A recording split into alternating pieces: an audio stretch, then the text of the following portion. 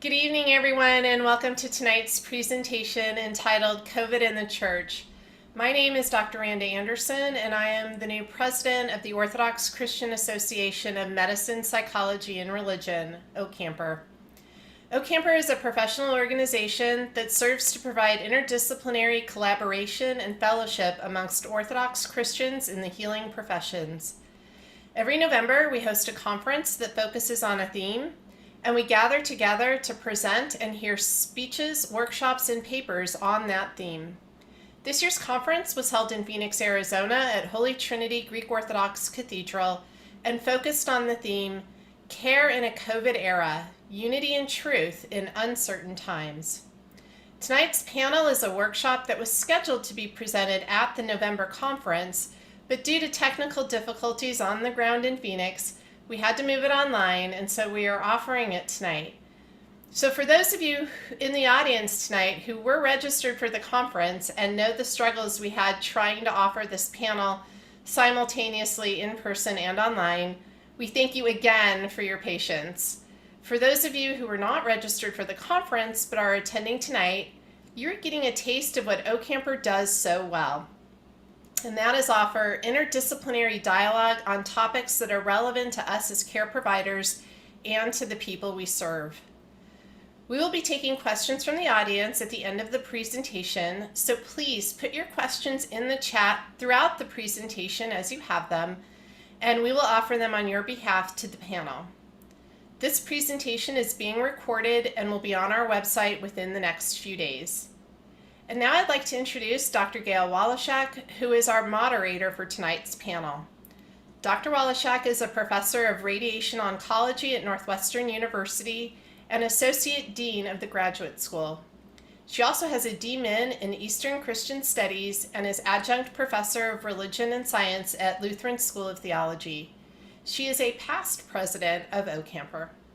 Dr. Woloschak, thank you again for putting this panel together and moderating tonight. Take it away. Thanks so much, Randa. I'm really happy to be here, and I'm happy to finally get to host the conference. We have 4 speakers tonight. The first one, we're covering all areas. We're covering the science of COVID. We're covering the medicine of COVID, the theology of COVID and its influence on the church, and then we're talking about the ethics. So we have 4 speakers, and what the intention tonight is to have all 4, each speaker will present for maybe 10 to 15 minutes, and we'll then allow them to have a little bit of dialogue among themselves, and then we'll handle any questions that come in the chat. But please feel free to enter your questions in the chat as they come to your mind, and we'll be prepared to handle it.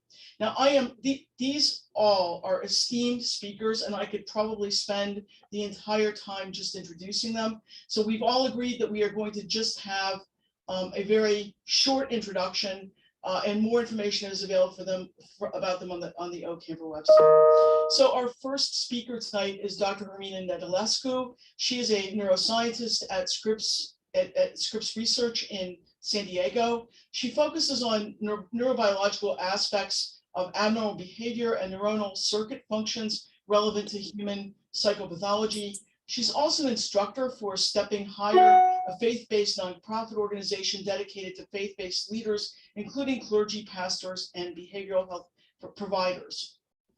With that, let me welcome Hermina and ask her to start off and to share her slides. Hey, thank you for that introduction, Gayle. Can everyone see my slides okay? Yes. Okay, perfect. Good. So, yes, good evening. Today, my talk will be focused on pandemic safety measures and some topics of behavioral health. Okay, so, but before we jump in, let's review the routes of transmission for SARS-CoV-2. This is the coronavirus causing the current pandemic. There is different variants of it, but it's still SARS-CoV-2. The primary route of transmission is by inhalation, and there's a secondary route, and that is through direct contact with contaminated surfaces. Okay, so the reason inhalation is the primary route is because some virologists predict that the size of the inoculum, meaning the number of viral particles that are necessary to instantiate an infection, is in the order of magnitude somewhere in the several hundred viral particles. And so if you are in an indoor environment that's not well ventilated, next to an individual who's highly infectious and perhaps not wearing a mask, then over time, over 5, 10, 15 minutes, we can inhale enough viral particles to instantiate this infection. Whereas through direct contact, if we can imagine that we kiss an icon and we leave a smudge of saliva behind, it's not known that in that context, enough viral particles would remain to instantiate an infection. I would still be careful, and I would avoid that as well. So the 3 routes of entry of this virus into the body, and this is what the virus looks like, an image of it, is through the mouth, nose, and eyes. These are regions in our body that are lined, have lining with a receptor called an ACE2 receptor. The ACE2 receptor is what the spike protein, you see the spike proteins here on the virus, binds to the ACE2 receptor like a locking key, and is the first step that initiates and allows this virus to enter the host cell. There are 2 mechanisms by which the virus ejects its genomic material into the host cell. And these are important because you can see immediately why hydroxychloroquine was never going to work. And that is because there are 2 mechanisms. One is where the virus, here, let's look on the right, where the virus attaches to the ACE receptor and then immediately ejects the viral genetic material into the cell. And another pathway is where the virus attaches to the receptor, buds in part of the membrane of the host cell, and creates this endosome. And hydroxychloroquine works at that endosome. It inhibits that endosome. However, hydroxychloroquine would not work in this other case, in this redundant pathway that the virus can enter. So that's important in my opinion to know. All right, so we have some mitigation measures, one being vaccines.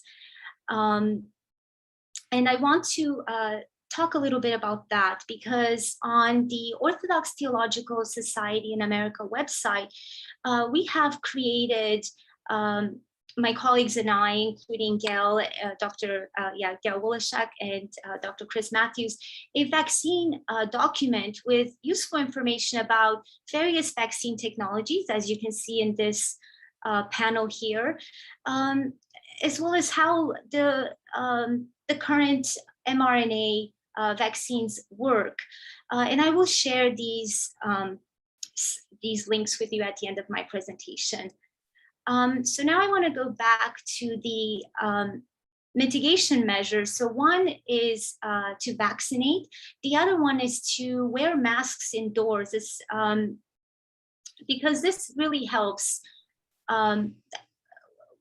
Because this virus is airborne and it is transmitted via inhalation. So by wearing a mask, that can protect the people around us. Of course, the indoor environment should also be ventilated, and you can monitor how well the indoor environment is with a CO2 meter, and I will show you how that is done. Other measures in the church settings include to disinfect the communion spoon or change to a new spoon. Also consider creative ways, especially at the moment, because we are in a pandemic time, to venerate icons that limit us leaving saliva behind for the next person. Sunday schools and fellowship hours, we really should try to have them in ventilated or outdoor areas, weather permitting. So Here what I'm showing you is how one can measure the CO2 levels. This is upon my visit when I went to church on September 19th on a Sunday liturgy. This is a church in San Diego that has a 100% mask compliance. They have consulted with an expert and are pumping air from the outdoors inside to exchange the air. They have filters, infrared purifiers, Sunday schools outdoors, fellowship is outdoors, and vaccine information sessions. So when I went in at around 9:30, which was during orthos, on the x-axis here you have time, on the y-axis is CO2 concentration in parts per million. So CO2 is what we exhale out of our mouth. And if the indoor environment is not well ventilated, this CO2 concentration, if there are a lot of people indoors, can really jump in. Like, for example, in an airplane, it can be as high as 3,000 parts per million. So in this church, the purple line is my recording. Just so you know, outdoors, the CO2 concentration is around 400 parts per million. And you can see that around 10 o'clock, when liturgy starts and people start coming in and the church begins to get filled, you can see the CO2 concentration increasing.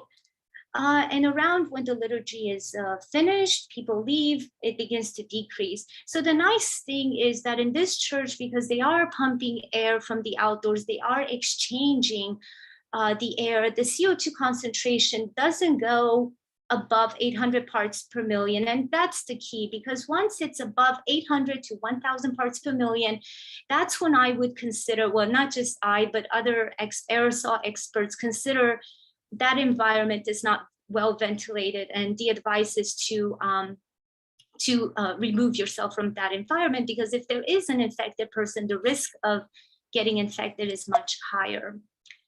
All right, so now I'd like to switch gears to another dilemma. In August of this year, I was asked to write an article about how the Orthodox Church handled COVID measures. And so this is more on the behavioral side that I mentioned at the beginning of my presentation I would talk about.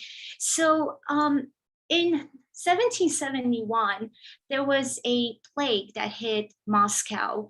And what happened is that the people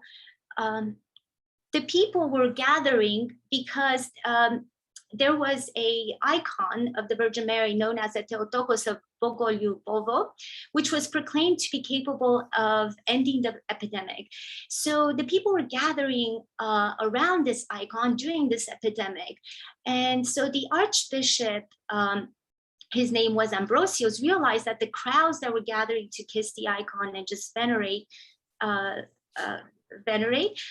were aiding in the spread of the disease. So what he did was he hid the icon in a shrine nearby.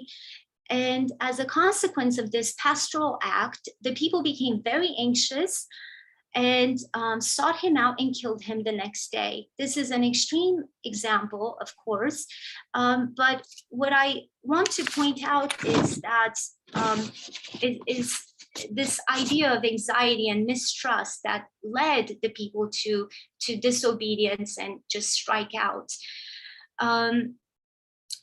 Gayle, how am I doing on my time? Okay, I will just keep going. So because what I want to insert, about a minute. Okay, what I want to insert here is that the problem of anxiety and lack of trust is really at the heart of the human condition. We have well-described examples in an example in the Bible. Perhaps we can recall Exodus chapter 16, where the Hebrew slaves that were delivered from the Egyptian taskmasters, they found themselves starving in the wilderness. And well, they complained to Moses and Aaron, stating that they would rather have died in Egypt on a full stomach than starving in the wilderness. God responded to this complaint by delivering them manna every day, every morning to sustain them. Moses requested them that they only take what they need and to trust that God will provide the next day. food for them. However, the people did not trust, and instead what they were doing was where they were hoarding the food. And Moses insisted, please take only what you need, because the food that they were hoarding was actually spoiling right away. And so here is an example again of mistrust leading to disobedience and not listening to Moses. My point here is just to show that it really is at a condition. Okay, so with this example in this article, I also highlight the difficulty that the hierarchs are in during this pandemic. And another topic I talk about is misinformation, in particular regarding vaccines. With that, I had the article. I asked Dr. Helen Theodoropoulos to read the article, and she gave me a challenge. She said, now that you have pointed all of these problems out, what are you going to do about it to promote unity instead of further polarization? So being a brain and behavioral neuroscientist, I started thinking about what is it that even when people are presented with facts, they still believe in misinformation. So I did some research, and well, there are a couple of things I want to mention here. One is motivated reasoning. It personally benefits the person to believe the misinformation. Maybe they just want to help, actually, or maybe they just want to make sense of events, and perhaps they don't have enough training to distinguish between what is truly true and what is false. There's also social support, holding certain beliefs that can be crucial for belonging in a group, a family that has certain beliefs.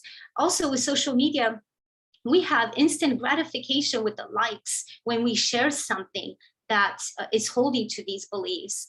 There's also something called anchoring bias, and that is putting a strong belief in the first thing you hear about a topic. And an example of this is in the beginning of the pandemic, there were some thoughts about that children are not affected by COVID, which is actually not true. Children are, of course, at lower risk of dying from COVID, but they are not at no risk, and we don't even know the long-term effects. But this first, instance of people saying this still leads all the way until now, until parents don't want to vaccinate their children because they believe they are not at risk. So I turned to some psychology papers, and so how do we fix this? In this study, what they found is that simply asking the participants, how accurate do you believe is your information that you are about to share on social media, actually prevents them from sharing false information. So that's one thing we can do. Is ask ourselves before we share. Instead of sharing very quickly, ask ourselves, how accurate is this information?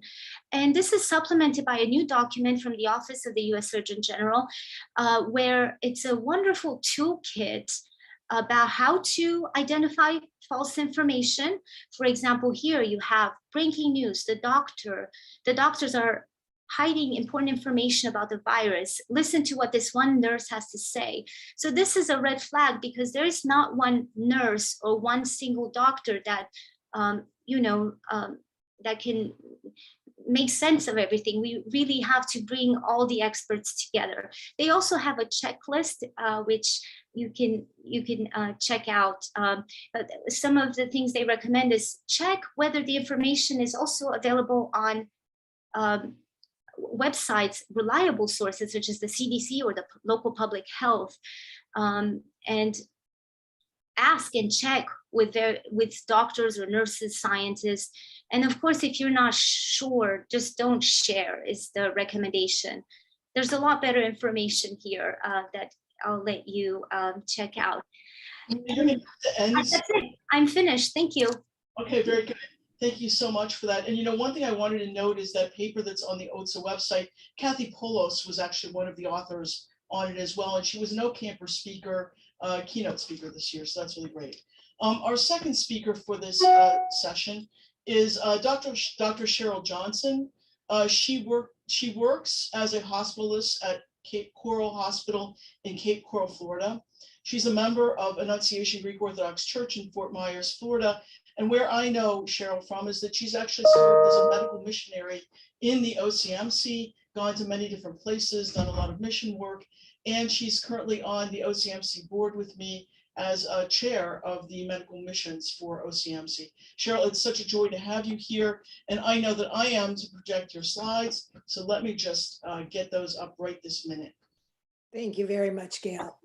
And thank you, Hermina, for giving us a good basis of the biology of the COVID virus. I'm going to talk a little bit about the more practical parts. Is this in presenter mode or is it in? Sure. Is it in presenter mode or not? It's in presenter mode. Okay, let me flip it.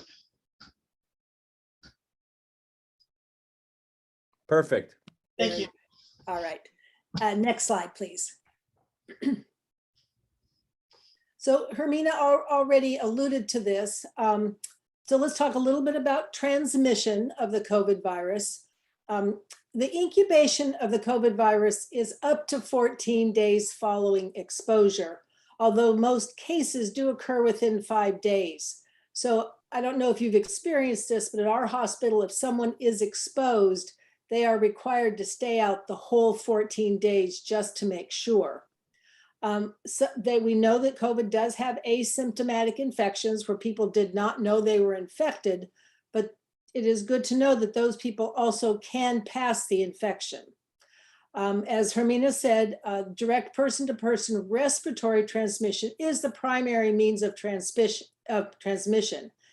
Transmission can occur from contact with contaminated surfaces, although this is not thought to be a major route of transmission.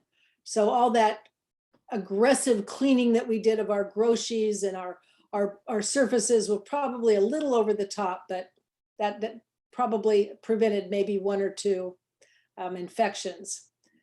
You are most contagious, and this is interesting, from 2 days before your symptoms to 1 day after your symptoms. So a lot of people pass the virus before they even know they're sick.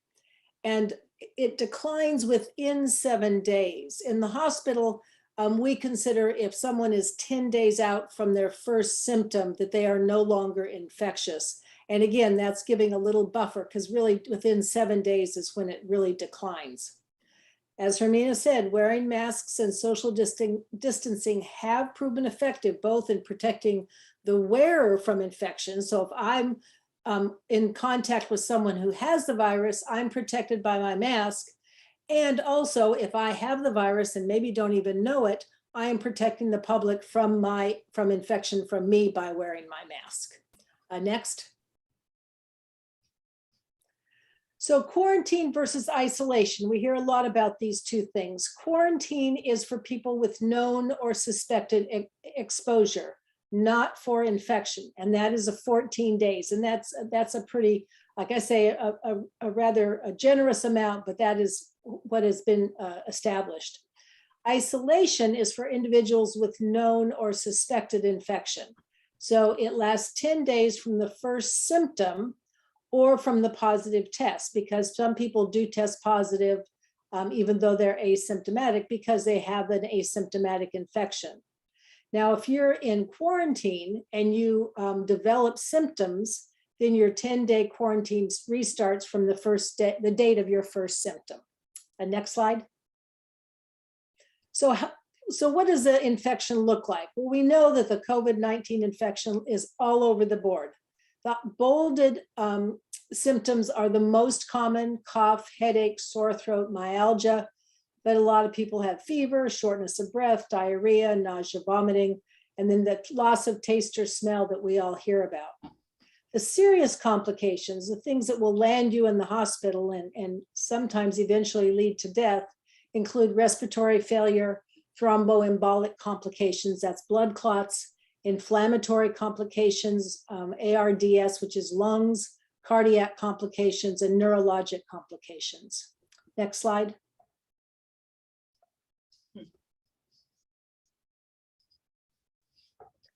So who's at risk? Well, we're all at risk, but the people that are at risk for the most serious disease are those with cardiovascular disease, those with diabetes, those who already have compromised lungs. There we go. People that have cancer, immunocompromised, someone who has chronic kidney disease, people who have a history of a transplant, specifically a bone marrow or a solid organ such as a liver or a kidney, obesity, and smoking. And you can see that several of these risks are related to already compromised lungs. All right, next slide. Prevention. Well, we know there's no known way to completely prevent infection. COVID-19 is a virus, and viruses are known to mutate, and this one's really getting good at mutating, and I think some other people are going to talk about that later. And the influenza is a good example. Why do we have to get a flu shot every year? Well, because the flu that we got vaccinated against last year may not be the flu that's coming around this year. We have had some success with permanent eradication of some viruses, such as hepatitis B and smallpox. But current scientific thinking is that the COVID-19 virus will behave more like influenza and probably require yearly boosters. Next slide. Vaccine. Well, we know that the vaccine does not prevent reinfection by COVID variants, most recently the Delta variant, but it shows significant protection from severe disease. I don't have any official statistics, but in the hospital and in my role as screening patients for the monoclonal antibody, I found that the vast majority of the patients in the hospital with the Delta virus were unvaccinated. The exception to this were the patients who are immunocompromised and just weren't able to mount an adequate response to the vaccine in the first place. Next slide. So how do we treat COVID virus? Well, the only outpatient treatment we have is an antibody made by the company Regeneron. It's casirivimab and indevimab. And when they first came out with the Regeneron antibody, they had very strict criteria. But in the last few months, they have opened up the criteria. So most people that get COVID are eligible for the monoclonal antibody. So this is just age, BMI, pregnancy, chronic kidney disease, diabetes. Anyway, the list is quite inclusive. Next slide. But the monoclonal antibody is only effective if it's given within 10 days of the first symptom. So people that are diagnosed with COVID need to contact their doctor right away to see if they are a candidate for the monoclonal antibody. It can be given IV or sub-Q, and it lasts about 30 days. So essentially you're getting the antibody directly. You're not having to, it's not like a vaccine where we're stimulating our body to make the antibody. We're giving you the antibody, but it's a short acting. It lasts about 90 days.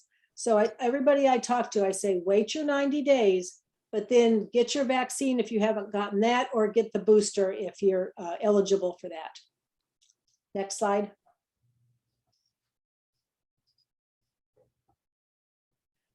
The only additional outpatient treatment is just symptomatic. Cough syrup if you have a cough, Tylenol or ibuprofen if you have aches and pains and fever. Some physicians will give 10 days of Decadron or prednisone, although preliminary studies have not really shown any benefit for patients that are on room air. Next slide. What about ivermectin? Well, we've heard a lot about alternative therapies, and Hermina talked about one of them, the hydroxychloroquine. But we know that COVID-19 has evolved rapidly as the scientific community has put in incredible time and resources into this deadly pandemic. Many treatments were considered early in the course of the pandemic, and many of them have been shown to be ineffective and sometimes harmful. And I thought that was interesting when Hermina talked about misinformation. What you hear first is what sticks with you. And some of this has stuck with people, even though it has been since shown that these treatments are ineffective. So things that they've tried were hydroxychloroquine, interferon beta 1b, IVIG, baricitinib, but that's still undergoing clinical trials, so we haven't really completely crossed that off. Lopinavir and ritonavir, which are HIV meds, oseltamivir, which is Tamiflu, and ribavirin, which is used for hepatitis C. So they've tried things that worked for other viruses, but they have not been shown to be effective for COVID-19. Next slide. What about ivermectin, though? We've heard so much about it.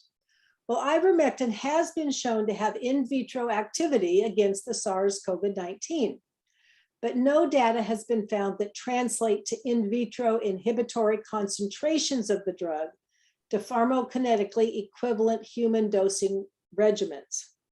There have been studies that have shown it to be effective, but these studies are seriously flawed, and when strict scientific scrutiny looked at these studies, they just did not hold up. Clinical studies are continuing, but right now there is no evidence that ivermectin is an effective treatment. The other issue is that ivermectin can cause increased liver enzymes, which is also one of the things that COVID can do. So sometimes it can cause more harm. And especially when people are buying it at their local feed store and not managing the dose, people have had serious side effects from using unregulated ivermectin. However, I must say ivermectin does remain the drug of choice for multiple parasites. So it's not that it's a bad drug, it's a very useful drug. It's just not a COVID-19 drug. Next slide. So let's talk about severe COVID illness. What lands you in the hospital? Well, the most common cause for hospitalization for COVID-19 infection is hypoxia. And that originally was defined as an oxygen saturation less than 94% on room air. Although most of the time we've used, because the hospitals were so overwhelmed, we've used 90% or below.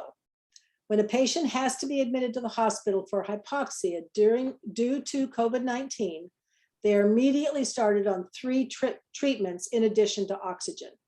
One is remdesivir, which is a nucleotide analog. Studies on that are weak, but they do not show any harm and they may show some benefit. So everybody gets it. Decadron, which is a steroid, studies on that are pretty strong, and the decadron does seem to help with the inflammatory response that the COVID-19 stimulates. And then Lovenox, which is an anticoagulant, because early in the disease, we started seeing that a lot of COVID-19 patients were developing blood clots. And so we discovered that COVID-19 does increase the clotting cascade in your body. So everyone goes on Lovenox to prevent blood clots. Next slide. So let's talk a little bit about remdesivir. It was originally started for use with Ebola. It's still in clinical trials. It's still an experimental drug that's approved by the FDA under Emergency Use Authorization Act. It's an IV medicine and it's generally given for 5 days. But what we are finding is that the patient can be weaned off the oxygen and they're feeling better, then we just discharge them home before completing the treatment. Studies of remdesivir in hospitalized patients with non-severe COVID have only showed modest improvement with treatment.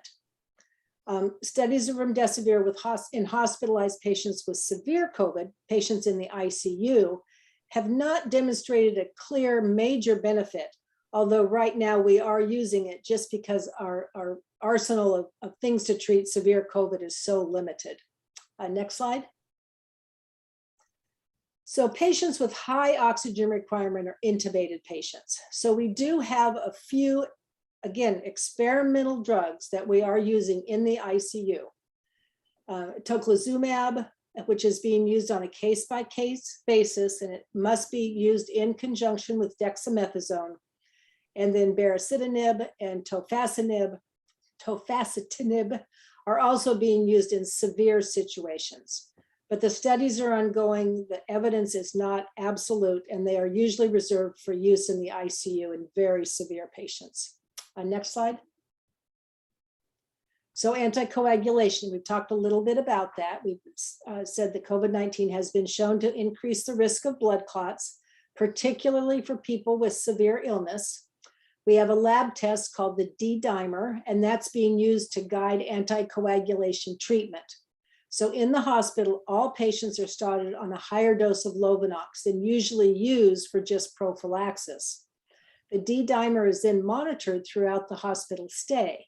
If the D-dimer increases, then we do another study for a blood clot in the lung or a pulmonary embolism. It doesn't always mean they have one, but we have found several pulmonary embolisms because that D-dimer started going up.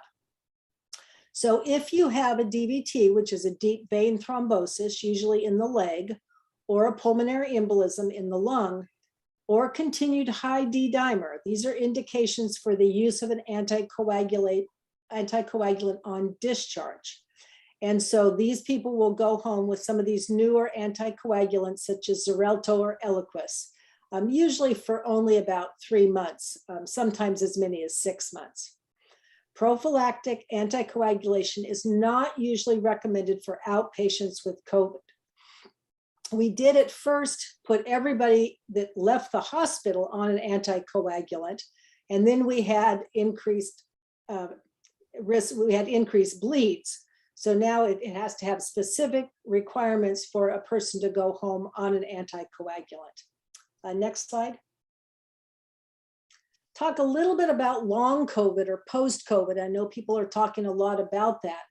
We're still learning. It's a term to denote persistence of symptoms in those that have recovered. And that is currently defined as symptoms lasting more than 12 weeks after your initial onset of symptoms.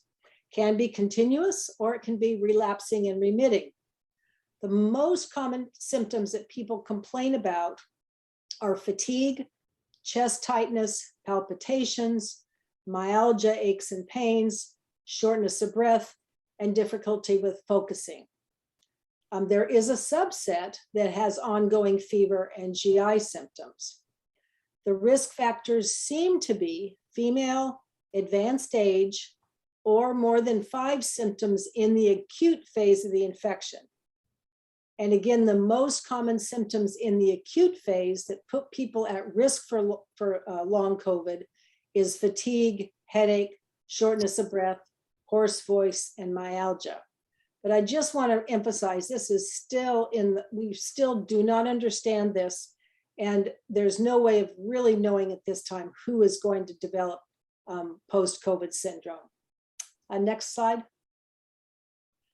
So again, to summarize, the treatment for COVID is symptomatic treatment, follow up with healthcare providers, lab monitoring. I'm sorry, this is the treatment for post-COVID. Symptomatic treatment, follow up with healthcare providers, lab monitoring, and a high awareness for new or worsening symptoms. Next slide, please. So final recommendations: wear your mask, continue to social distance, get your vaccine and your booster as recommended. Respect the virus. There is still a lot we don't know. Do not become complacent just because the numbers are decreasing. We will never get back to normal. Life will get better. We will learn more.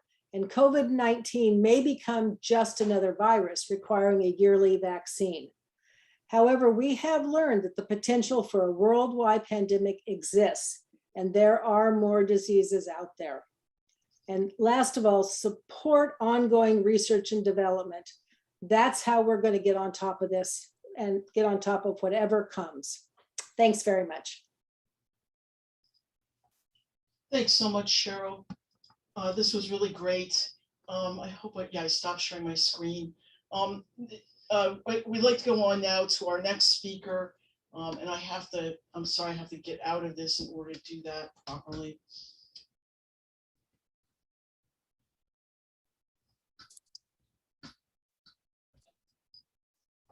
There we go. Thank you. I'm sorry. So our next speaker is Father Anthony Roeber. Father is a professor of church history at St. Vladimir's Orthodox Theological Seminary and second priest at the parish of All Saints of North America in the Antiochian Orthodox Christian Archdiocese of North America. His most recent and current work includes Mixed Marriages in Orthodox History, the edited volume Human versus Religious Rights, and the forthcoming Orthodox Christians and the Rights Revolution in America. Father Anthony came to my attention because he was constantly emailing about concerns during COVID within his own parish, and his interests here have been really very important. Father, please. Thank you, Gayle. I'm going to read my remarks because I want to be careful about what I say, so I apologize for not looking at you directly. I deliver these observations as a professional historian, as well as a member of the Orthodox clergy. The first point I want to make is that bad as the pandemic continues to be, it has laid bare an even more worrisome disease, what commentator Jonathan Rout and others have labeled our epistemic crisis.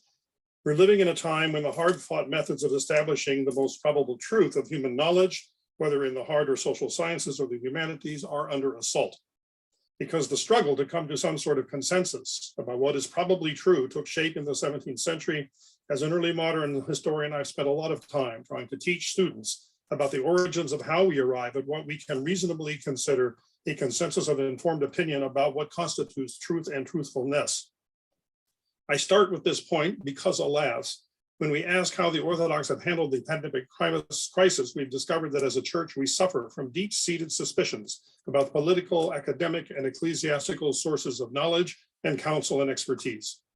We should not have been surprised, given the difficulty the Eastern Orthodox have of agreeing among themselves on a lot of global issues, the issue of primacy, for example, and therefore any attempt to assess what the Orthodox Church has said and done with regard to the pandemic has to recognize the fragility of the Eastern Orthodox capacity to articulate a common set of priorities and actions when faced with global crisis. Now, to be fair, this fragility is not confined to the Orthodox. Even a global communion organized around a supreme pontiff, the Roman Catholic Church has encountered deep divisions within its own members over the question of how Christians should understand and behave in the face of a profound threat to human life. Now, the question of how the Orthodox have responded to the pandemic unfolded, I think, in two steps.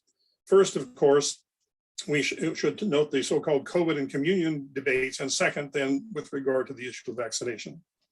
We should take note of the eventual positive perspective that various Episcopal groups and patriarchates came to adopt, namely, that obedience and compliance with what health officials and authorities and scientists believe to be necessary responses to the pandemic must be undertaken out of love and compassion for the very young, the weak, the elderly, the chronically infirm, for health workers and first responders. In other words, for those most vulnerable.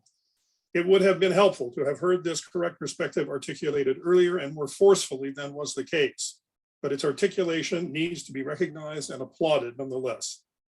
In the early months of the pandemic, given the changing assessments of the disease among expert virologists and government officials, it is not surprising that Orthodox bishops were uncertain as to what their advice and instructions to their churches should consist of.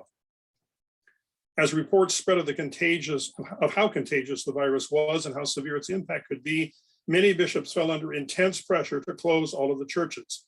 That pressure did not come primarily from government officials, but from Orthodox Christians themselves. And at the very same time, the bishops faced the opposite demand, that the churches and communion practices be maintained unchanged at all costs, because the argument was any concession to closing the churches or altering conventional communion practice amounted to a lack of faith in God's care for his people. This division of opinion and the resulting conflict in demands revealed an alarming lack of understanding on the part of the Eastern Orthodox about the realities of contemporary scientific knowledge regarding viruses and epidemics, as well as considerable confusion about how a believing Christian should integrate that knowledge with current practices of communal and private piety.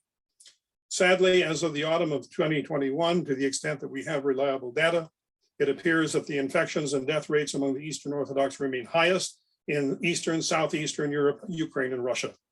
The death of the Serbian patriarch, one of that church's eminent metropolitans, along with priests, deacons, monastics, and faithful, appear to have been the result both of governmental failure to take steps to contain the virus, but also because of the opposition of some Orthodox church leaders about the closure of churches, the necessity of masking, social distancing, and eventually vaccination. Echoes of those tendencies can be found in some Orthodox groups around the rest of the world, but to a somewhat lesser degree.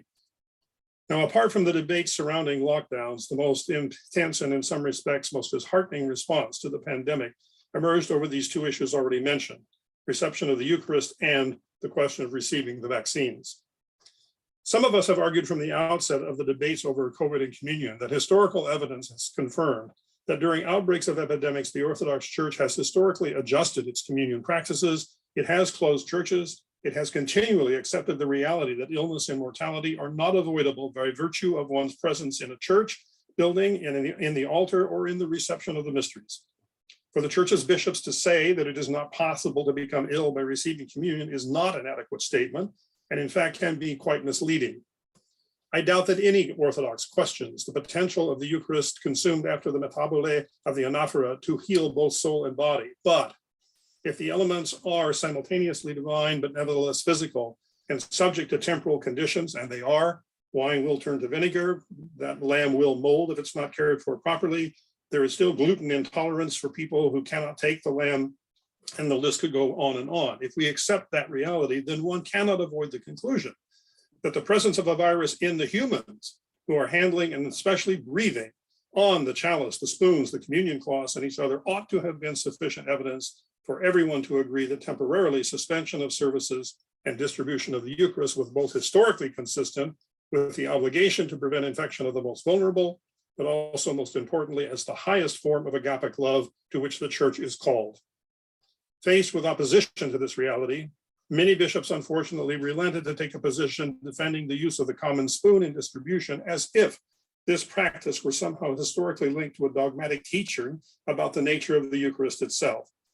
Equally unfortunate, some allowed a celebrant, a single deacon or server or chanter to dispense with constant wearing of a mask while serving, a practice wholly inconsistent with what scientists and medical experts were telling everyone about how the virus is spread in aerosol form that cannot be confined to a particular space.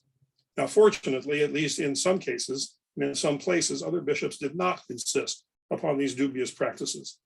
The church's theologians and hierarchs remain divided as well on whether remote broadcasting of a liturgy celebrated only by a priest was the best way to continue worship, or whether, as others insisted, watching the liturgy might actually be an act of impiety. It would have been far preferable to have encouraged the faithful to pray the services of the hours or the typica in their own homes until the worst of the virus, the danger had passed. With the successful production and distribution of the vaccines against the virus, the same kind of divisions that have manifested themselves in the COVID and communion debate surfaced again. Now, there is a long history of suspicion and fear of both inoculation and vaccination that lie behind this phenomenon. But many observers believe, and I think they are correct, that the outbreak of the autism scares of the 1980s, where vaccinations were being falsely claimed to be responsible for triggering autism in children, reflected the deepening suspicion of government, science, and institutional authority in general.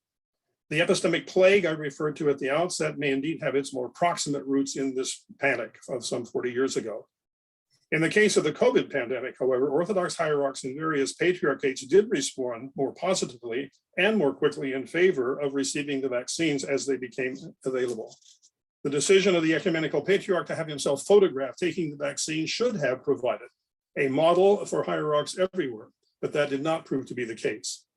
When the Patriarchate of Antioch, for example, affirmed the importance of scientific research and relieving of human suffering and insisted on the faithful, quote, adhering to all health measures requested by competent authorities, whether before or after vaccination, they also unfortunately suggested that, quote, the decision regarding taking the vaccine is a personal decision. While no one doubts that there is an obligation to decide personally in consultation with competent medical authorities, if one can safely take a vaccine, it is lamentable that the Patriarchate did not reaffirm that the primary duty of the Orthodox believer in making that personal decision was to continue to prevent harm to others by becoming a vector for the further spread of the disease. Again, I think the principle of agapic love was not sufficiently emphasized. Eventually, when the Russian Orthodox Church by July of 2021 appeared to reverse its earlier hesitancy about vaccination through its spokesman, Metropolitan Hilarion Alfiev, that Metropolitan even went so far as to state that failure to receive the vaccine is sinful, a position with which one might agree. But once again, it is frustrating to see that this teaching was articulated without the nature of the sin being grounded in a lack of love and compassion for the other. And finally, both with regard to the hierarch's reliance upon medical and legal constitutional advice for developing responses to the pandemic. I find it regrettable that the bishops in the United States in particular do not enjoy a mechanism in place that would enable them to make public the names and professional competencies of the virologists and the medical experts that they are consulting. And the same holds true for answering the claims of those who continue to insist that vaccination and masking and social distances and lockdowns are all invasions and threats to religious liberty. It should have been possible and must be possible in the future for the bishops to have consultation and to make known the names of competent legal and constitutional scholars. And I think here particularly of the agnostic, fierce defender of religious liberty, Douglas Laycock, and others like him, who could provide them with the case histories that go back, in fact, to the beginning of the 20th century, determining that city ordinances, for example, requiring vaccination in public and private schools is a reasonable exercise of the police powers of a state. Or in other cases in the 1940s, where the courts concluded, I'm quoting here from one of them, the family itself is not beyond regulation in the public interest, as against the claim of religious liberty, and neither the rights of religion nor the rights of parenthood are beyond limitation. Laycock has warned us that those who insist on an absolute parity between religious and secular rights, and in the case where that insistence actually then looks like religion is being used as an excuse not to help prevent a disaster, that can, in fact, will produce serious backlash if religion is invoked, as I say, to excuse refusal to act in defense of the common good and the common interests of society. Perhaps the most important takeaway I would make from these observations is one that I think we're all familiar with. We all have concerns about the future of the church, the disappearance of many young Orthodox, the overall decline in the number of Orthodox here in North America. But I think that we need to focus more intensely than ever on the problem of adult catechesis and adult education. Now that focus, I think, cannot be the product of dubious kinds of internet websites and blogs. It must, in fact, be founded on the best advice competent and faithful teachers can provide, both in matters theological and in the realms of the humanities, the hard, and the social sciences. Because, in short, rational sheep cannot be pastured and defended from wolves by any other means. Thank you. Thank you so much, Father. That was really, really great. And I should mention that there are comments in the chat giving accolades to all three speakers so far. And now I want to turn to our fourth speaker. But before I do that, I want to just remind people that if you have questions, feel free to enter them in the chat. You can enter them now or later, but we'll try to do it. But do it now if you think of it. Our final speaker for this session is Dr. William Christopher Mathews. He is Professor Emeritus of Clinical Medicine, Director of the University of California, San Diego CFAR Clinical Corps. He's a physician and clinical epidemiologist. He specializes in the management of HIV and related complications at the University of California, San Diego. He's Professor Emeritus of Clinical Medicine, and he's going to give a final talk of this. And I again have his slides, so I will share screen. Okay, can you hear me? Yes, we can. Okay. Christopher, can you turn on your other camera? Yeah, I don't think it's working. It says the video is running, but it's. Okay, we're seeing the back of your laptop, if that helps. Oh. Yeah, no, that's the other. Let me just proceed without changing that because I have an iPad that's not working. Okay. So just a couple of comments to begin with. What I'm going to present is a updated version of a talk I gave at OTSA several months ago. And listening to Father Anthony just now relieved considerable anxiety that I was experiencing because I'm going to comment on several issues that he very eloquently addressed forthrightly. Next slide.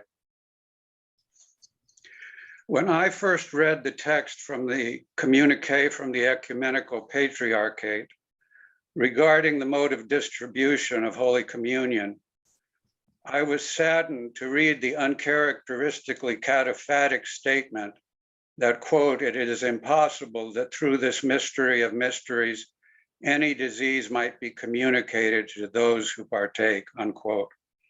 I was saddened because if I understood the statement correctly, grounds for dialogue between scientists and the Holy Synod appeared to have been foreclosed. The next slide. As an Orthodox Christian, I understand my faith to be supralogical, but as a scientist, I trust that my faith is not illogical, nor in contradiction of validated scientific findings.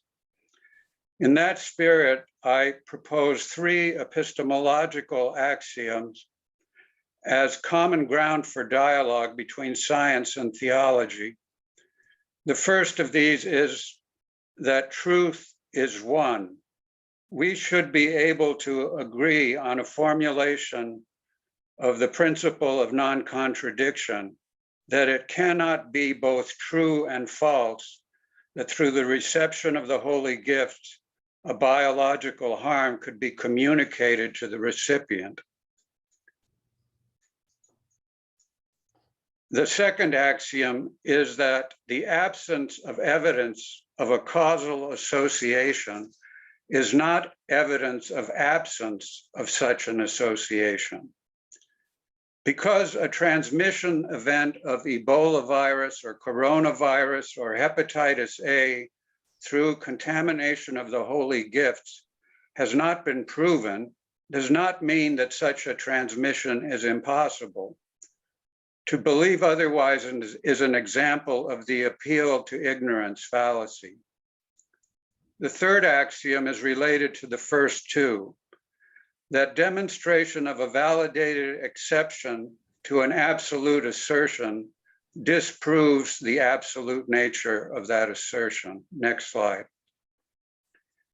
3 such empirical demonstrations of communication of disease defined as biological harm through the reception of the Eucharist are the following, one of which Father just mentioned.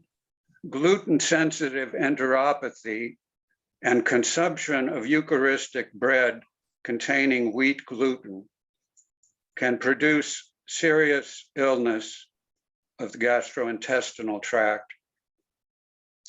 Second, serious toxic reactions to the consumption of Eucharistic wine by clergy who are concurrently taking disulfiram or antabuse. And third, incidents where communion resulted in the death of the Abu Bakr monks after the wine was poisoned before the liturgy, as documented in a recent book by Coptic priest Father Michael Sorial. Next slide. I do not know in what sense the Holy Synod understands the term disease and the communication thereof. In medicine, however, it is much easier for a physician to recognize the disease than to define it.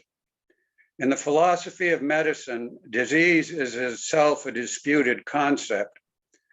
Leading definitions have been categorized as naturalistic, normative, and hybrid.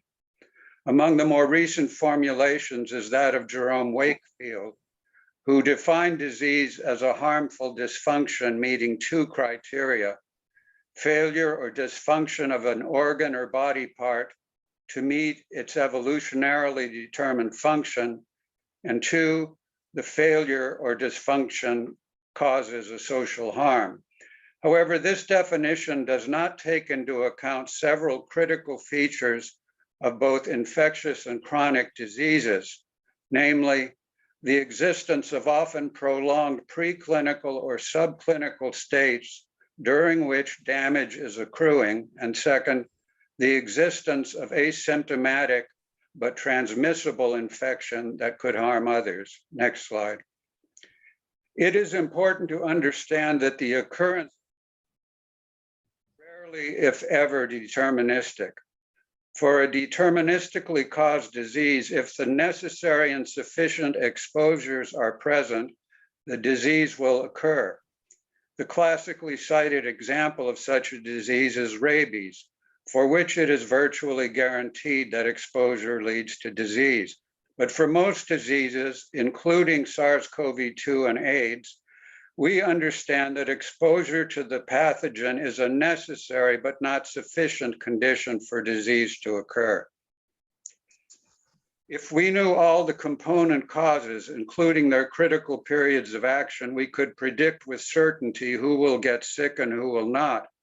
But lacking that knowledge, our ability to predict is probabilistic, based largely on studies of risk factors and associations observed in populations rather than individuals. Next slide. In the case of the novel coronavirus and COVID-19 disease, there has been rapid evolution of public health guidance informed by accumulating evidence and experience in scientific, medical, and community settings. Public health intervention occurs along a spectrum of coerciveness as a function of several factors, including the burden of the disease trajectory or the epidemic curve, the consequences of infection and disease spread, the availability and cost of scientific evidence-supported treatment, prevention, control, and mitigation measures, and competing risks that include economic, political, and community stakeholder priorities and impacts. Next slide. Models of health behavior based on perceived threat and fear include, among others, the health belief model. This model predicts that adoption of health behaviors such as immunization, masking, social distancing, using multiple spoons for communion, cessation of indoor chanting, is determined by the perceived threat of the disease, the perceived severity, perceived benefits and negative aspects of recommended preventive action, cues to actions, and self-efficacy to accomplish the preventive action. Public health mandates and recommendations can be considered as cues to actions. Actions of church leaders, including statements, mandates, and legal action to block certain public health measures, may be considered as impediments to the self-efficacy of clergy and congregants who desire to adopt specific public health measures that have been recommended or mandated. Next slide. SARS-CoV-2 and COVID-19 parallels with HIV and AIDS. I conclude with a few brief comparisons between SARS-CoV-2 and HIV pandemics. The most important difference between the two is the predominant modes of transmission, droplet and airborne for SARS-CoV-2 versus sexual, perinatal, and parenteral for HIV. In both infections, there is a high prevalence of asymptomatic states during which transmission can and does occur. Both infections initially emerged in the context of an absence of biomedical treatments or preventives, leaving only widespread behavior change as the only means of control. In that context, one might ask whether changing sexual or drug use behavior is easier than changing liturgical practice. Just as we speak of safer sex practices regarding HIV, we should speak of safer liturgical practice in the context of COVID-19. Similar tensions emerged with HIV as now with SARS-CoV-2 between epidemic control measures and civil rights of stigmatized minorities, including gay men, Haitians, persons who inject drugs, and sex workers. Do we consider ourselves as persons of faith to be persecuted victims, or can our perspective be broader and more holistic in achieving a shared vision of the common good? Thank you.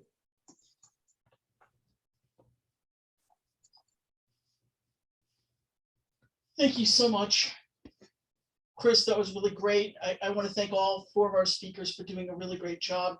I was going to allow some time for discussion among the speakers, but we have so many questions that have come in, and we really only have about a good 25 minutes left, that I'd rather start doing questions. So I'm going to just start with questions, and I'll throw them out in general, and then maybe turn them to a couple of people.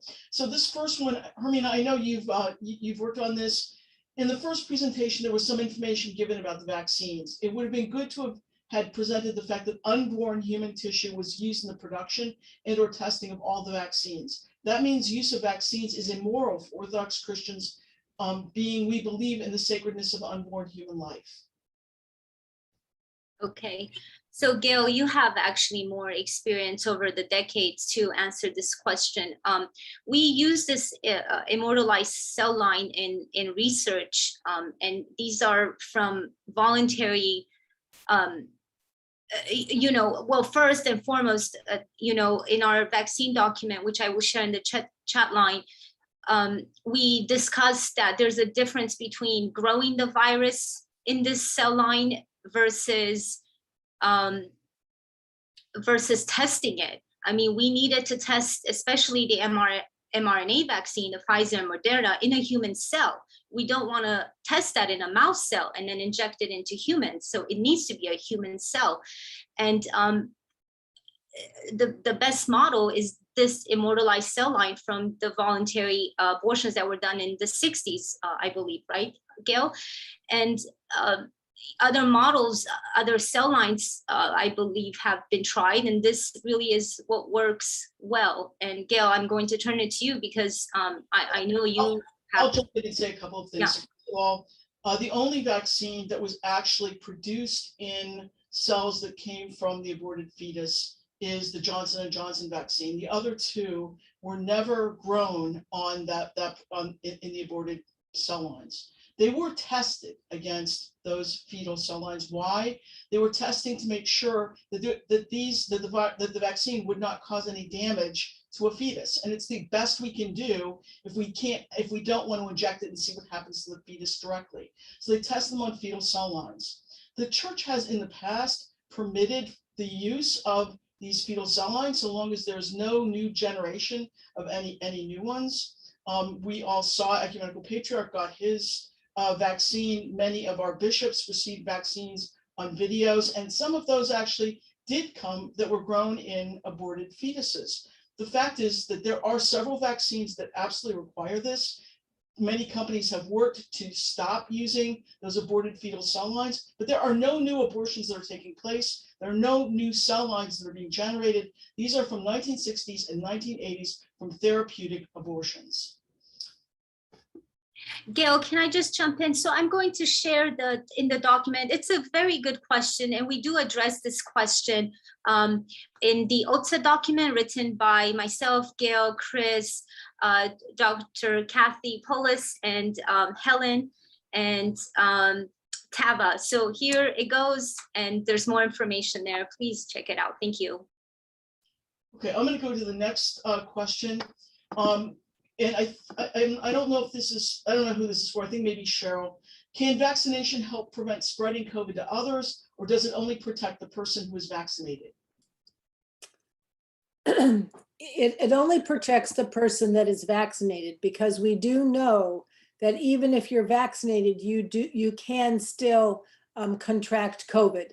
Now it is a more mild form, but once you contract COVID again, you are infectious. So it does not prevent spreading to others if you are infected. Now, of course, if you're vaccinated and not infected, then there's no risk of you transmitting to others. Is that a clear answer? I think it's very clear. Thank you. Could I add something to Cheryl? Go ahead, please. There is some evidence that although if you get a breakthrough infection after being vaccinated, the peak levels of virus that are recoverable from the nasopharynx are similar to those of someone who was not vaccinated. However, the duration of viral shedding is considerably shorter in a vaccinated person, and that could have an impact on the exposure of other people to that person who had a breakthrough infection. Great. Thanks, Chris. I think this next one, it's kind of a comment that Father Anthony, I think this is more beer line, those of us priests who either cleanse or exchange spoons are in the minority. We haven't been reprimanded nor encouraged. I would love an open discussion regarding this within the priests present. Well, I think your comment is accurate. I think that practices have sort of been all over the map, and it really depends on what part of the country you're in. It depends a little bit on jurisdiction. It depends a little bit on the severity of what people have been facing. I have a limited experience with this. I can't give you examples, from across the country, but I know that certainly in the OCA, certainly in the Antiochian Archdiocese and the Greek Archdiocese, will have done a variety of things, mostly depending upon pastoral judgment about the local situation. How dangerous, how many people do I have? If I have a congregation that is disproportionately made up of immunocompromised elderly people, then I have to take, I think, more aggressive measures than if I don't have that high risk population. I can only share with you what I personally did. I mean, I actually this suggested, and thank God our bishop endorsed the idea that we ended up separating the parish. We basically took our over 65, our communal people, immunocompromised people, people with infant children, and said that's a restricted group, only 10 or 12 people, and on a Thursday we don't even bother to come on Sundays because it's too risky. And so we actually for a time had 2 different services going on to try to deal with that. But that's not certainly been done universally. And I think, again, it kind of depended on just what we thought we were facing in terms of the part of the country you're in, what the rates of infection were. And also, to be quite honest with you, it depends also on how compliant, how obedient your people are. If the majority of your people are masking, if they're social distancing, if they're being really conscientious, and thank God, in my experience, that's what I had. I had a really wonderful group of people with myself and the other priest I served with. But that unfortunately is not the case across the country. So all I can say is I'm afraid it depends on what you are facing. And my bottom line here is, as I said in the beginning, I think the principle here is do no harm. You will be held accountable for what you do. And God forbid that through any of us as ministers of the mysteries that our people should sicken and die. I mean, that is going to be hard to defend. Thank you, Father. The next question is for Cheryl. Oh, Gayle, can I share a link about to what Father Anthony was saying? There has been a survey, remember at the OTSA meeting, about the usage of communion spoon across the US. May I share that? That might be interesting for some people to see the various churches and the Greek church versus the Russian and OCA and what they are doing. I will share that with the participants. Okay, thanks a lot, Hermina. That would be great. Yeah, that survey is very interesting. It was done about a year ago, so it's a little bit dated now. Cheryl, next question's for you. Recently, the federal government assumed responsibility for allocating supplies of Regeneron to the states, but I have not heard or read about how well that process has been working. Have there been any states that have not been able to meet their demand for Regeneron? I can and I cannot answer that. I can only answer that for Florida, which was my experience. In Florida, we never had a shortage of Regeneron. We were able to offer it to anyone that wanted it. And in fact, the state itself opened some Regeneron facilities. We as a health system did charge for not for the medicine, because the medicine was provided to us free, but we did charge for the administration. The government did open some Regeneron administration facilities in Florida where it was completely free. You could sign up online and you could go in. I cannot speak for any other states. I apologize for that. Thank you. There's another question, I guess, probably in your realm, Cheryl, but maybe also in Hermina's. What are the neurologic symptoms that land one in the hospital with COVID-19? My experience has, and I'll let Hermina answer this as well, but my experience has been people have come in confused, kind of like dementia kind of symptoms. They don't know where they are. Their personality changes. I did have one person who became very paranoid. So it's varied, but maybe Hermina has more specifics on that. I think in terms of the clinical aspect, probably you and Chris, but I did check. There is in postmortem tissue virus that is found in the brain, but there's another aspect, and that is if it causes inflammation. What I've seen from reports is strokes related, like thrombotic events that lead to stroke, these kinds of things. And the virus that in postmortem tissue was also primarily in the brainstem. Really, this is just speculative on my behalf, but we have our respiratory nuclei there in the brainstem. So it's not a good place to have virus on those neurons. In addition, there have been a variety of peripheral nervous system manifestations, mainly associated with long COVID, such as what's called POTS syndrome or dysautonomias that are very problematic and long-term and very difficult to treat. Very good. There's a broad question. I have Orthodox friends divided by the issue of receiving the vaccine, and each side offers compelling arguments. Has there been any effort by Orthodox hierarchs, scholars, scientists, and monastics to come together to discuss this hugely divisive reality? In my estimation, Christians on both sides of the debate are talking past each other, often with condescending tones. Now, Hermina, you've sort of dealt with this a little bit with the behavior issue. Maybe you want to start off? Yeah, I feel I don't have support from the hierarchs. I have reached out to support our vaccine document, and there was some distribution, but very quiet. There is just, one priest who has an Orthodox priest here in San Diego who has allowed us to do a vaccine session to educate.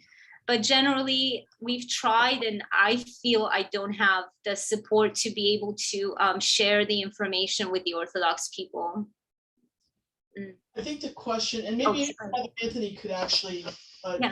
a little bit too. I think the problem is that there are, kind of pro-vaxxers and anti-vaxxers, and those groups often talk past each other instead of actually talking to each other. Father Anthony, I know you've been involved in some of this discussion. Maybe you could take it on. Well, what I tried to point out in my comments was that unfortunately, I don't think that let's just confine ourselves for a moment to the Eastern Orthodox. The Assembly of Bishops, is basically still a work in progress. I mean, these men basically are still getting to know one another. There's not a long history of sort of, real high, regular meetings, knowing people intimately. That's really very recent. If you talk to the bishops, many of them will say, it's the first time I've ever met these people. I don't know them. They're from a different jurisdiction, et cetera. So it's not as if we have, a unified church, which also then has a mechanism in place by saying, if we're faced with a health crisis, here are the virologists, here are the scientists, here are the medical people we immediately turn to. That simply doesn't exist. And that is one of the problems that we face in this church in this country. I think, Gayle, if you may recall, maybe 10 years ago now, there was an attempt that was undertaken at Holy Cross to put together something called the Orthodox Scholars Initiative. And it was an attempt to actually identify by area of expertise, who could you turn to if you were interested in someone who would advise you in bioethics, who was a canonist, who was a dogmatician. Well, as far as I know, that never went anywhere as far as, the hierarchs actually using something like that. And I think this is our problem. I would not say, and I don't want to be misunderstood here, I would not say that the bishops are indifferent or even that they're hostile. I don't think that's the case. I think they are, quite frankly, floundering. I think that they simply don't have, at their disposal, the mechanisms in place to call upon experts And this is one of the things that distressed me enormously from the very beginning. When I first contacted Gayle and then got to know some of the other panelists, when I asked them, well, surely, you know, the bishops must be talking to you. And the universal response was no. When I said, well, then who are they talking to? Who are they? Where are the people that they're talking to? Who's giving them advice? If not, you know, the very few Orthodox scientists and medical personnel that we have in this country. So I think it's a structural problem that is, unfortunately, another manifestation of this horrible jurisdictional mess that we're in. I mean, we are not a united church in this country, far from it. And so therefore, even to address this vaxxers versus anti-vaxxers issue, you have to have a mechanism in place so that people can, with some degree of confidence and trust, say, well, these are our qualified Orthodox people who have gathered together and the bishops are talking with them. And so now we can confidently say that this is what we should be doing. And as I say, that has happened, I think it was better with the vaccination issue than the other, but even there, we had to struggle. I mean, I contacted people in my own jurisdiction saying, could we get our own metropolitan to be more aggressive about pointing people to that OTSA website, which said, here are the vaccination issues you need to be aware of. And no, I mean, he wasn't willing to do that. And I think it was mostly out of worry that somehow or other this would be seen as, or perhaps, you know, he would be accosted by those people who, you know, simply didn't want to believe it. So I think this is a deep structural problem in the way the church has failed to come together historically, and we're paying for it. I want to read a comment by somebody that it touches upon this issue, and I think it's something we at least ought to mention. It is unfortunate that the entire presentation is so incredibly one-sided. Couldn't there have been dialogue with Orthodox priests, doctors, scientists of different opinions on the many issues discussed? Why not allow the expression of differing opinions instead of speaking so very negatively of those Orthodox who disagree? And I'm going to just point out that despite what it appears, the scientific community and the medical community actually speak as one voice in this situation. You might find a couple of rogue scientists or physicians that might say something different, but these views that are expressed are what you will find in the scientific community and medical community. So then what do? We bring in a priest who doesn't agree with this, and we put him up to argue with everybody else on the panel. I mean, it really is a very difficult situation to be able to handle it. Honestly, the medical and the scientific community speak with one voice. We might differ in treatments, we might differ in what we think are the causes, but we all support vaccines and we all support masks. So it's a very hard situation for us. And so I'm sorry for offending people, but that's just the way it is. Hermina, you want to say something? Yeah, I just want to extend, because in my research, in the article from George Washington University that I'm going to share now, actually in my research, I found out that virtually all church leaders across the Orthodox world support the science and follow the science. Father Anthony brings something important up as well, that maybe the structure is not working there to support us so that we can be supported as reliable sources of information on this topic. But I do want to extend that, yes, as scientists, the majority of us agree, and also virtually all church leaders and hierarchs across are following the science. So I will share that article because that might help. Thank you. Thank you, Hermina. Okay, another more specific question. Cheryl, regarding your comment about a person who is wearing a mask being protected against becoming infected, is that only for medical grade N95 masks, or does it include masks purchased at, for example, Walgreens or Walmart? Well, certainly the N95 is the best mask to use. It's not always practical, and there are studies that say that masks made of cloth that have a double layer are fairly protective. I think the most important part is to make sure the mask is over your nose and over your mouth, and that you wash it frequently, because that mask has all your saliva on it. So if you just keep breathing it in, it doesn't really, it's not really effective. I think some of the masks out there that are very thin, that are just one layer, are not as effective. But I would say any mask over the nose and mouth is more effective than no mask. And may I add why that is? Cheryl, is that okay? So when we cover our mouth, actually, we produce a humid environment around our mouth, and that prevents and diminishes aerosolization of viral particles that we might be breathing out if we are infected. So that is key. That's why it works. And that's why Cheryl said any mask is better than no mask. If you want to be more protected yourself, then yes, and 95. And also indoor ventilation is absolutely critical. 100 years ago, there used to be waterborne disease, and today we demand clean tap water in our house. And now we have woken up because of this pandemic, and we should demand clean indoor air as well from now on, because there's not just SARS, there are other respiratory diseases. So yeah. Okay, I'm going to end with a final question. And this is a very specific question about San Francisco. The bishops in this country are not saying to priests here to stop disinformation. There's a priest in San Francisco Metropolia recently talking against masks, vaccines, etc., and who got COVID recently and was hospitalized. He has said nothing in his church bulletin about his COVID, or that there are many in his community in hospital due to COVID recently. His church had to even close several weeks, and their school as well. So who is addressing these folks right here in this metropolia?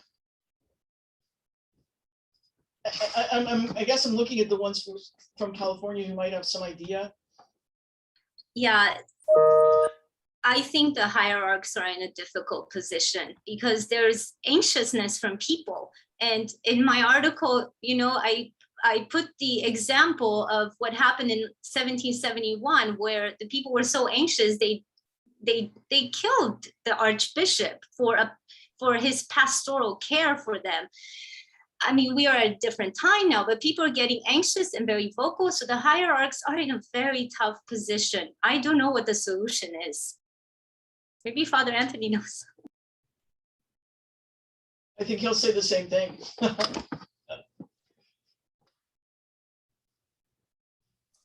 What Father Anthony has to say is he thanks God he's not a bishop. On that note, I think that's a good note to end this on. What I'd like to do is turn it over to Randa, because there are a couple of things in the chat that are relevant. One is the mental health work that OCamper is doing that I think should be mentioned here, and the second thing is the availability of this recording to others. People have asked about it in the chat. Once again, though, before we end, I want to thank our speakers who are really fabulous. Did a lot of work to prepare for this. It is very hard to encapsulate everything they said in that 12-minute bite. I think they did an amazing job. Thank you so much. Randa, take it away. Sure. Thank you, Gayle, for organizing the panel and for moderating and inviting the speakers tonight. Thank you all to the panelists. Appreciate your time and your expertise. As I said earlier, the recording will be on the OCamper website later. And the mention about the mental health task force, I do want to note it. And Father Anthony, I want to make sure you know about it, because unfortunately, yes, it's true. There's not a centralized source for our bishops with regard to medicine, but there is now for mental health. And under the Assembly of Bishops, in conjunction with OCamper, there is a mental health task force. It is chaired by Bishop John Abdullah. Dr. Mamalakis is the vice chair, and there are many professionals, mental health professionals, substance abuse professionals, and clergy as well serving. And so we are now that body that the assembly can go to when they have questions regarding how to care for people in the parishes on mental health. So I say that not just to raise awareness about the task force, but hopefully to share some hope. You know, the bishops are paying attention. They are, and they do want to shepherd all of us in the best way possible. So you can find that information on the Assembly's website. One other question I'd like to ask, there are still questions in the chat that we didn't answer. Is there a way we can have the chat and then we can post the answers as well at some point? Sure. Well, Gayle, you have more experience running these webinars than I do. You tell me how to do it and we'll make it happen. It'll be saved with this recording. The chat will be saved as It will be saved. Okay. file. All right. And so then I should be able to email that to all of the panelists and we can figure out a way to distribute perhaps to everyone who's registered. Yeah, that would be great. Excellent. All right. Thank you. Can I just take 1 minute and ask my question? Please go ahead. And I wonder if it's one that others are curious about as well. There is misinformation. There is contradictory information. Who do you all go to? No, let me rephrase that. Who should the public, those of us who are not medical professionals or scientists, where should we get our information that is reliable, data-driven, and credible? Because clearly it's not social media, mostly. I would say. Does anyone? Where do we go? What should we be reading? Do you have a suggestion? I'm happy to. So Dr. Chris Mathews shared the document with me that was published. I mentioned it in my presentation, right, by the Office of U.S. Surgeon General. It's actually a toolkit and how to address, how to identify, and how to stop the misinformation, right, which is information that is false, inaccurate, or misleading. And there's a checklist there that it goes through. There's more than one thing to do, but you alluded a little bit. And one is to ask several professionals, doctors, nurses, scientists. You can contact me. And, right, but if I'm reading the newspaper and I see something that I'm not sure about, is it right? Is it not? Where do I go to fact check? I think I would say one place is the CDC website. The CDC, okay. It's written for people. Updated almost daily, and they put it in language that a layperson can understand. Did you say the CDC? Right, and I would also say that if you belong to a medical system, Kaiser, any kind of system, most of those medical systems do have very good information available to their patients, and that's also a good source for information. That's a great suggestion. Thank you. All right. Again, I appreciate all of you, and thank you again. And that concludes tonight's presentation. Thank you.